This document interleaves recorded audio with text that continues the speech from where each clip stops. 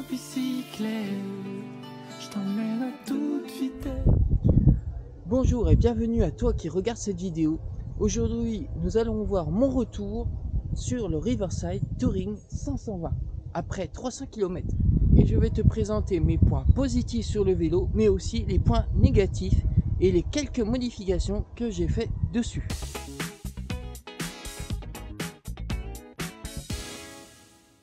Comme je t'avais expliqué dans la première vidéo, sa légèreté et sa robustesse est sa première qualité, puisque dans la vidéo que tu vois, on voit qu'il est très maniable et très robuste. Franchement, on sent la rigidité du cadre et des jantes aussi, mais on sent que le vélo est très léger, puisque on peut le porter facilement dans des escaliers malgré le sac Uber derrière. Donc vraiment, ça c'est sa qualité première, je trouve, à ce vélo. Après, on peut parler de sa multiplication avec son monoplateau. Son monoplateau est de 36 dents et c'est très bien. Dans les montées, même quand on est un peu chargé, franchement, ça monte très bien. Mais par contre, ce que je conseillerais, je pense, pour ceux qui font du vélo voyage, c'est peut-être de mettre un plateau de 34 dents au lieu de 36 comme il y a d'origine. Ça pourrait aider dans vraiment des côtes super pentues, avec du pourcentage énorme, et je pense que ça aiderait vachement. Ça serait le conseil que je pourrais vous donner. En parlant encore de la transmission, je trouve que le dérailleur et le sélecteur de vitesse passent très bien. On peut remonter et redescendre les vitesses assez rapidement. Ça fait un petit peu de bruit, un petit peu bruyant, mais franchement ça marche parfaitement. Maintenant je vais vous parler des freins. Je trouve que les freins sont vraiment de qualité, on les entend pas, ils sont silencieux comme dans la vidéo que je vous montre à l'instant.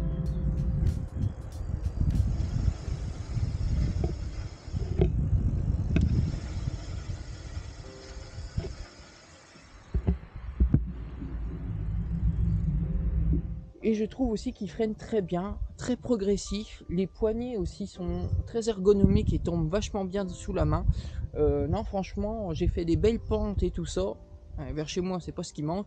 Et vraiment, pas de bruit, de couinement ou quoi que ce soit. Les freins Tektro sont de bonne qualité. Franchement, je suis très surpris par rapport à mon ancien vélo où que les freins à Newt étaient vraiment pourris, on peut le dire.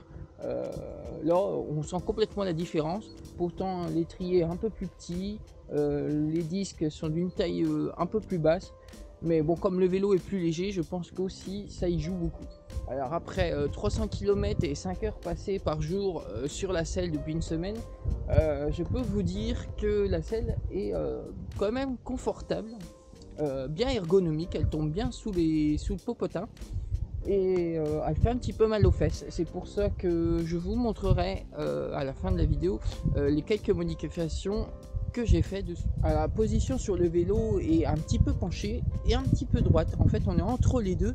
Et franchement, bon, faut se réhabituer quand vous avez l'habitude d'un vélo super droit comme le Scrambler. Mais franchement, on s'y habitue très vite au bout de 2-3 jours. Moi, j'avais repris la position que j'affectionne. Mais franchement, j'ai le dos bien quand même droit, malgré que je sois un petit peu penché et un petit peu sur le guidon. Mais vraiment, je trouve que la position est bien pour faire des longues distances et pour faire beaucoup de vélo. Alors, qu'est-ce que je peux dire sur les pneus? C'est qu'ils ont une bonne adhérence. Ils sont assez larges pour absorber les chocs et les trous. Et j'ai pu les tester aussi par temps de pluie et j'avais un petit peu peur que ça glisse. Et franchement, non, ça tient quand même le pavé. Même sur les feuilles mortes et tout ça, j'ai été sacrément surpris par l'adhérence qu'ils ont. Même dans les chemins, ça reste quand même raisonnable. Donc vraiment, pneus super.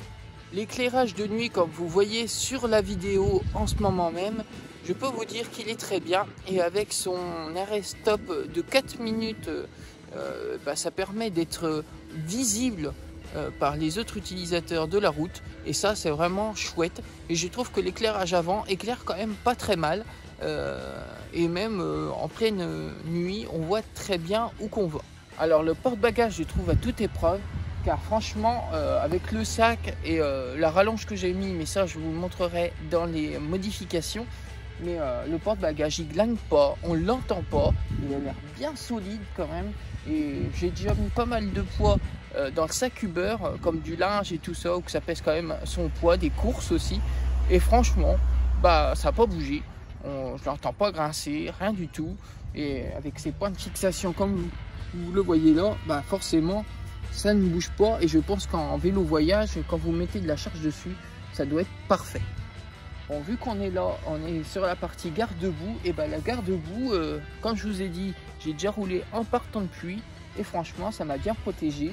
Ça n'a pas éclaboussé beaucoup au niveau des pieds non plus, puisque le garde-boue descend assez bas là et là aussi au niveau de l'arrière. Et franchement, moi j'ai trouvé que ça me protégeait bien.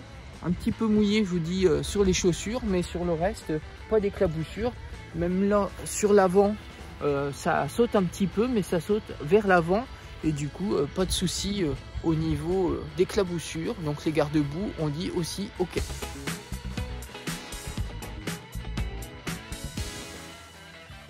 Alors maintenant qu'on a vu les points positifs, nous allons voir les points négatifs. Et déjà, la première chose que je peux vous dire sur les points négatifs, c'est les sélecteurs de vitesse. Ils marchent très bien, mais c'est dommage qu'on n'a pas un visuel sur la vitesse qu'on a. Bon, c'est pas très dérangeant, parce qu'à force de l'habitude, on sait à peu près sur quelle vitesse on est, mais il manque ce petit visuel. Mais je pense que c'est un coup économique de la marque Decathlon pour faire baisser les prix. Voilà.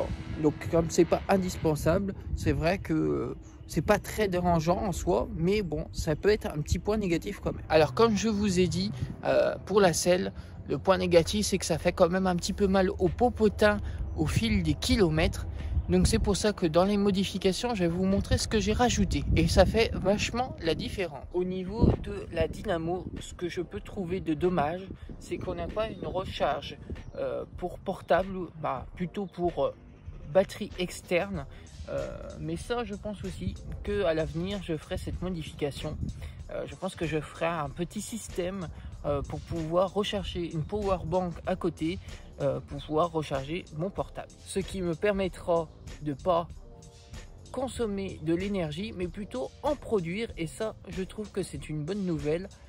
En faisant du vélo, je trouve que c'est le bon combo. Ce que je trouve aussi dommage, c'est qu'à l'achat du vélo, nous n'avons pas de béquilles déjà installées. Bon, c'est pas très grave parce qu'une béquille, ça ne coûte pas cher. Mais bon, ça permet d'avoir le choix, c'est sûr, de mettre celle qu'on veut. Mais une petite béquille, ça n'aurait pas été de plus.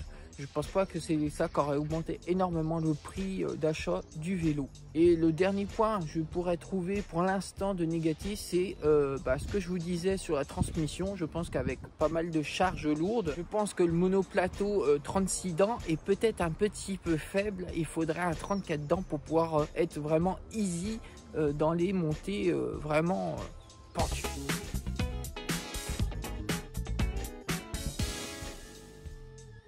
Et maintenant, je vais vous montrer les modifications que j'ai fait sur le vélo. Bon, pour l'instant, c'est les basiques. C'est pour être vraiment tranquille en livraison. Mais je vais vous montrer ce que j'ai fait un petit peu dessus. Bien sûr, il y en aura par la suite. Alors, je lui ai mis une nouvelle sonnette à l'ancienne d'un vélo Peugeot NS, exactement. Parce que j'adore le bruit. Écoutez.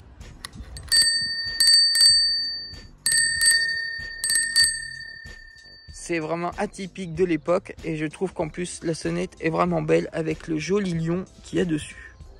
Bien sûr, je lui ai rajouté un support de téléphone ou que j'aime bien parce que vous l'insérez et vous le serrez comme ça, donc ça ne bouge pas. Et même si vous oubliez de mettre cette petite manette, le téléphone est quand même maintenu. Il peut juste s'enlever par le dessus puisqu'il est bien tenu sur les côtés et sur le bas. Bien sûr, ça je vous mets les descriptions des liens en bas de la vidéo. Bien sûr, quand on fait du vélo, surtout longtemps, on a toujours un petit peu soif. Donc je lui ai rajouté un porte-gourde et une gourde. Le tout, je crois qu'il y en a à peu près pour 10 €. Donc c'est vraiment pas excessif. Et je trouve que cette gourde est vraiment pratique. Puisque on n'a pas le petit téton qu'on a pour boire. Mais vraiment un petit trou. Et je trouve ça, moi, beaucoup plus pratique que les gourdes traditionnelles de vélo. Et tout ça, vous pouvez le retrouver sur Decathlon, mais le lien, pareil, en description. Je vous avais dit que j'avais mal au popotin un petit peu après pas mal de kilomètres. Du coup, je lui ai rajouté une tige de sel suspendue. Et ça, vraiment, je pensais pas que ça allait faire aussi efficace. mais franchement ça amortit vraiment toutes les petites aspérités de la route. Bon, les grosses bosses ça amortit, mais vous les sentez quand même. Mais franchement, toutes les petites bosses, les petits trous, les petites imperfections de la route, et bah ça amortit tout et vous avez l'impression d'avoir une grosse suspension sur le cadre, mais pas du tout. Donc moi je vous conseille, si vous êtes sensible au popotin, achetez une tige de selle suspendue, c'est pas très cher. Pareil, sur Decathlon vous en trouvez aussi. Au moins vous êtes sûr que c'est compatible avec votre vélo. Et le dernier point, bah ça c'est plus pour la livraison qu'autre chose, mais c'est une rallonge de support de porte-bagages qui fait 40 cm sur 40 cm et qui me permet de mettre mon sac Uber et de pouvoir l'ouvrir de cette façon et de pouvoir mettre dedans ce que je vais chercher dans les restaurants et pour les clients. Et ça ne gêne pas pour pédaler, ça ne gêne en rien. Donc ça c'est les modifications pour l'instant que j'ai faites. Je pense mettre une petite sacoche là aussi en plus, mais je cherche avec fixation. Et puis comme ça on pourra faire le petit câblage pour brancher la powerbank qui sera dedans et qui branchera le portable et qui le rechargera pour la livraison. Ça ne sera pas mal non plus pour de longs trajets, puisque je compte quand même reprendre les longs trajets. Et j'allais presque oublier, je vous disais qu'il n'y avait pas de béquille au départ avec le vélo, et ben moi je lui ai rajouté une béquille centrale. Donc je vous montre quelques photos de mise avec la béquille centrale, ce qui est pratique aussi pour la livraison, puisque quand j'arrive chez le client je mets la béquille centrale et je peux m'occuper de ce que j'ai dans le sac sans me préoccuper que le vélo tombe. Mais je dirais que son inconvénient est peut-être que les pieds ne sont pas assez larges. Et si vous avez un petit peu de vent ou que le sol n'est pas très bien positionné, et ben, il a tendance à un peu basculer.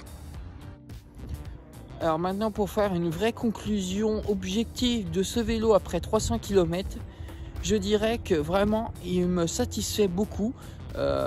Puissant sur le plat, puissant et facilité à faire les montées, même avec de la charge dessus.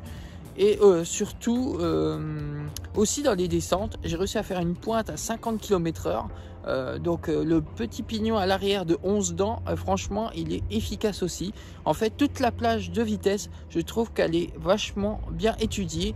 Et vous trouvez toujours une vitesse à votre difficulté ou à la vitesse que vous voulez atteindre. Donc franchement, nickel niveau transmission et tout. Et j'en suis vraiment satisfait par rapport à ça et au freinage. Et malgré les petites améliorations à lui faire qui ne coûtent pas excessivement cher, et ben ça le fait à peu près complet. Franchement, moi je vous le conseille, surtout si vous voulez faire beaucoup de kilomètres, si vous allez avoir une utilisation intensive du vélo. Et ben pour un vélo musculaire, je trouve que c'est le vélo qui va bien à un prix je trouve raisonnable. Pour 799 €, je trouve que ce vélo vaut vraiment le coup. Après 300 km, pour l'instant, il me satisfait. Donc, je vous referai un rappel sur les 1000 km qui ne devrait pas tarder, franchement. Et bah voilà. Moi, franchement, pour la livraison, je suis surpris. Mais je préfère encore un vélo musculaire qu'un vélo électrique qui tombe en panne assez régulièrement. Ou être au risque que ça tombe en panne assez régulièrement. Là, au moins, c'est que du mécanique. Et je peux réparer même moi-même plus facilement. Ou trouver un revendeur à côté de chez moi, bien plus pratique que si c'était un électrique. Alors j'espère de tout cœur que cette vidéo vous aura plu. Si vous avez des questions, n'hésitez pas à me les poser dans les commentaires. N'oubliez pas non plus le petit pouce parce que ça fait extrêmement plaisir, et votre petit abonnement aussi. Si vous voulez pas rater les prochaines vidéos, la petite cloche, vous la connaissez maintenant. Et puis moi je vous dis à très vite sur Ma bicyclette, je t'emmène à toute vitesse, là où rien ne presse. Sur ma bicyclette, je t'emmène à toute allure, vers un ciel d'azur. Allez à vélo, allez, allez à vélo, allez à vélo, allez, allez à vélo, allez à vélo, allez, allez à vélo, allez, allez, allez. À fond la caisse, on dépasse Avignon, quand soudain arrive la crevaison. Allonge-toi sous un olivier. Il suffit d'une rustine